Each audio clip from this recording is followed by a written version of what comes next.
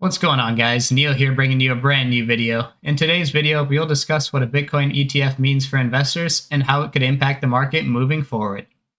So I highlighted here a couple key points from a couple articles, and I'm going to give you guys my own opinion on what this could mean, and then we're going to do a little bit of market analysis. So diving right into it, we have the actual approval Wednesday marked a massive step for cryptocurrency, as it will give increased ways to gain exposure to the token, not just from holding it directly, but via existing financial instruments that trade on a regulated stock exchange. An ETF is an investment fund. It's an exchange-traded fund that tracks the performance of an underlying asset.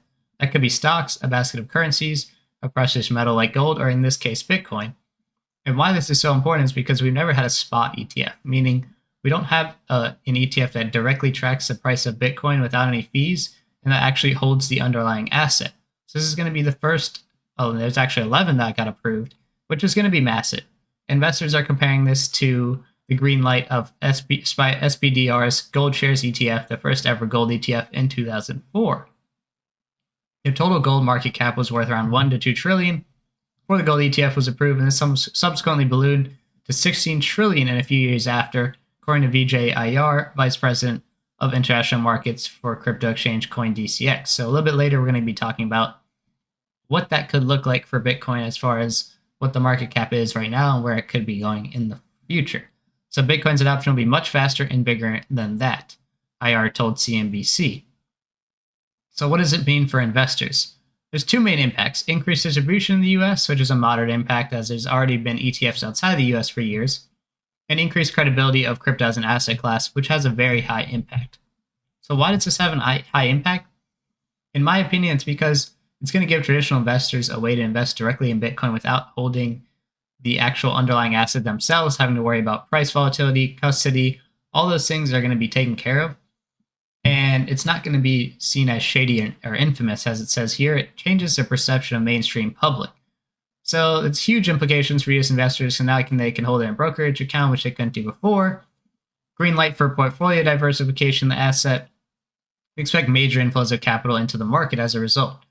So instead of just being a buy the rumor, sell the news, which I typically lean on the side of that when it comes to big news, this, for one reason, not only did a lot of people have doubt that it was going to get approved, so now that it's approved, it's a big green light, but on top of that, there's major inflows that are going to come from traditional mom and pop investment funds, from people's 401ks, from people in individuals accounts, from hedge funds. There's going to be tons of capital inflow, even if we just get 1% exposure in their portfolio, maybe 5 to 10%.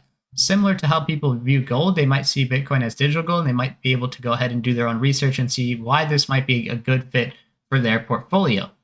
Mass retail is now an safe way to gain exposure to the asset class through their brokerage account. The ETF approval also provides a credible stamp of approval for large institutions and market participants that are waiting for an easier way to buy crypto directly, which always has inherent price and custody risks. As we know, custody risks were massive with tons of exchanges going over, people losing their whole portfolio. Now they don't have to worry about that. And I know it's pretty difficult, especially for the older generation, to understand how to actually own their own keys, custody this asset. This was going to be huge for inflows into the market.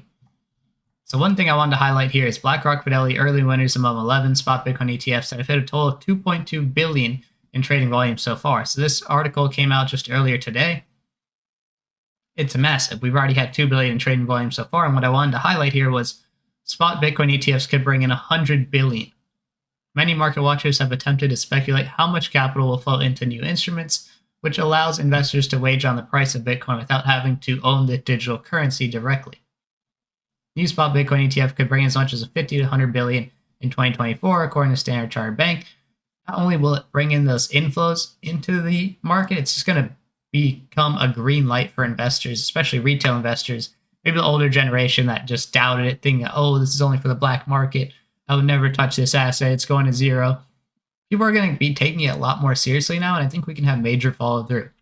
After months of waiting, this is viewed as a major win for crypto, and market reacted accordingly. Not only Bitcoin, many more top tokens, all increasing on value. So jumping into what that 50 to 100 billion could mean for crypto, and where crypto and Bitcoin specifically could be going moving forward.